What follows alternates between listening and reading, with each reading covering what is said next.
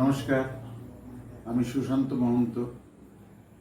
আজকে যে বিষয়টি আলোচনা করছি সেটি হচ্ছে আজ থেকে 50-60 বছর আগে মানুষের সঙ্গে মানুষের যে সম্পর্ক ছিল। প্রথমে বলা যাক শিশুদের সঙ্গে কীরকম সম্পর্ক ছিল। শিশুদের পাড়ার সকলেই ভালোবাসত তাদের,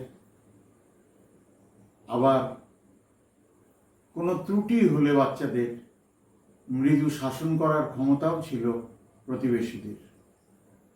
এবং আরেকটি বিষয় হচ্ছে যে সম্পর্কে নিজের হোক কিংবা পাড়া সম্পর্কে হোক, গ্রামবাসী সম্পর্কে হোক, যারা পিতামহ বা মাতামহ বা মাতামহী বা পিতামহী সম্পর্কের হতেন, তারা কিন্তু নাতি নাতনি সম্পর্কীয়দের সাথে মৃদু এবং ঠান্ডা রসিকতা করতেন।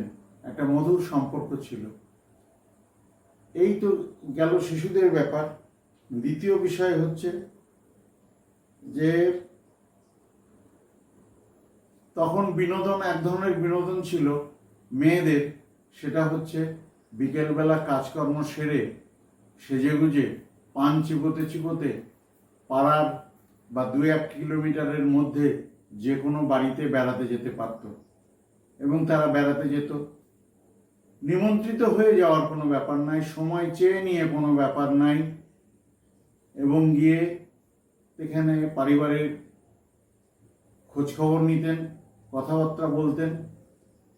আবার পাড়ায় কেউ নতুন বাড়ি করেছে আসলেও কৌতূহলবশত একদিন তার বাড়িতে বেড়াতে আসতেন এবং তাকে নিজের সমাজে মিলিয়ে নেওয়ার জন্য তাকেও তাদের বাড়িতে বেড়াতে যেতে বলতেন।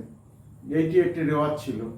আর তখন বেড়াতে গেলে এত চা খাওয়ার রেওয়াজ ছিল না। কিছু কিছু বাড়িতে ছিল, তবে পান খাওয়ার রেওয়াজ ছিল। দ্বিতীয় বিষয় হচ্ছে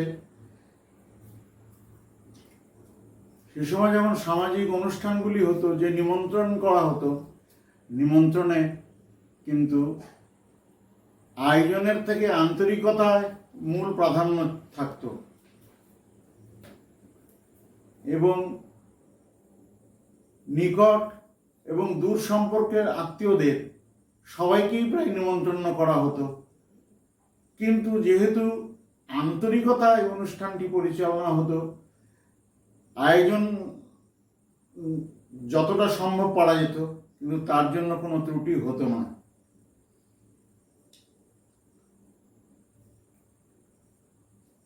তারপরে দেখা যেত গ্রামের মানুষের মধ্যে খুব ভালো সম্পর্ক ছিল। মানুষের বেশিরভাগের লোকের খড়ের বাড়ি ছিল। তো খড়ের চাল তৈরি করতে গেলে বাঁশ দিয়ে যে কাঠামোটি তৈরি করা হতো তাকে স্থানীয় ভাষা উত্তরবঙ্গে ঠাটোর বলা হয়।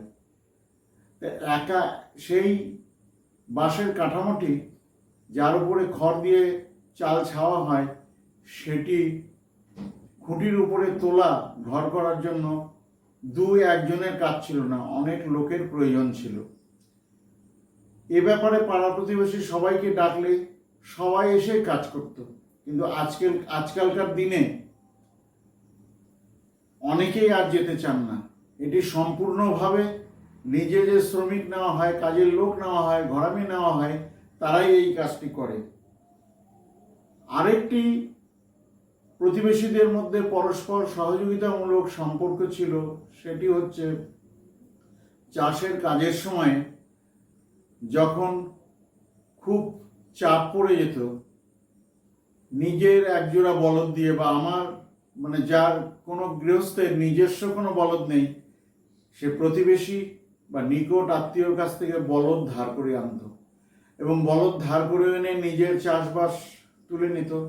আবার সে বলদ ফেরত দিত পারিবারিক ঘনিষ্ঠ সেই পরিবারকে অথবা নিজের আত্মীয়কে,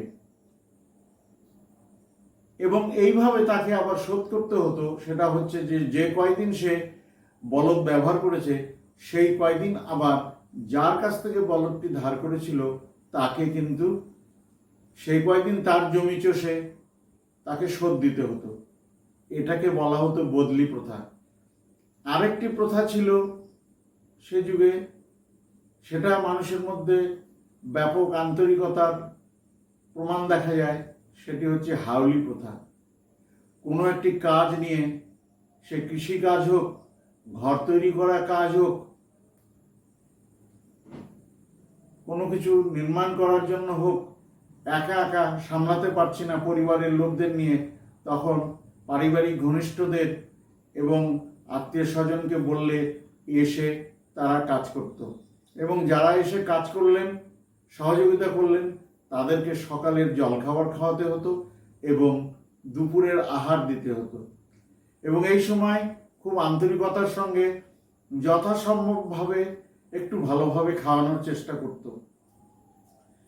কিন্তু আবার যে কয়জন কাজ করে গেলেন, যে কয়টি শ্রম দিবস এখানে উৎপন্ন হলো, সেই কয়টি শ্রম দিবস আবার তাকে তাদের প্রয়োজনে শোধ করে দিতে হবে।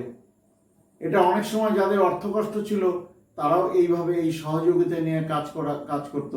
এটাকে বলা হতো হাউলি প্রথা।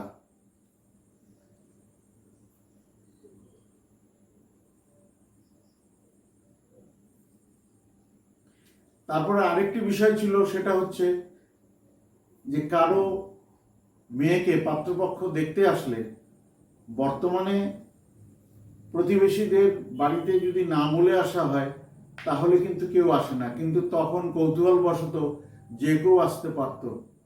যে পাত্রপক্ষ এসেছে, কোথা থেকে এসেছে, কেন এসেছে, এবং এই আশাটা কোনো দোষণীয় ছিল না। মানুষে মানুষে এই সম্পর্ক ছিল। কিন্তু গ্রামীণ জীবনেও এখন শহুরে এবং মধ্যবিত্ত গোপনীয়তা আমাদেরকে গ্রাস করছে এবং এটা আছে। তো সময়ের সঙ্গে সঙ্গে অনেক কিছুই পরিবর্তিত হয়েছে। তবুও বলবো যে এটা সমাজ ব্যবস্থারই প্রতিফলন। কারণ অর্থনীতিগতভাবে আমরা যেভাবে এগোচ্ছি, আমাদের ব্যক্তি স্বাতন্ত্র্যতা যেভাবে বাড়ছে, স্বভাবত কারণেই এই সমাজ ব্যবস্থারই ফল এটি। তবুও বলবো মানুষে মানুষের যে সম্পর্ক সেটি বজায় থাকুক, সেটি টিকে থাকুক। সকলকে ধন্যবাদ, এখানেই শেষ করছি।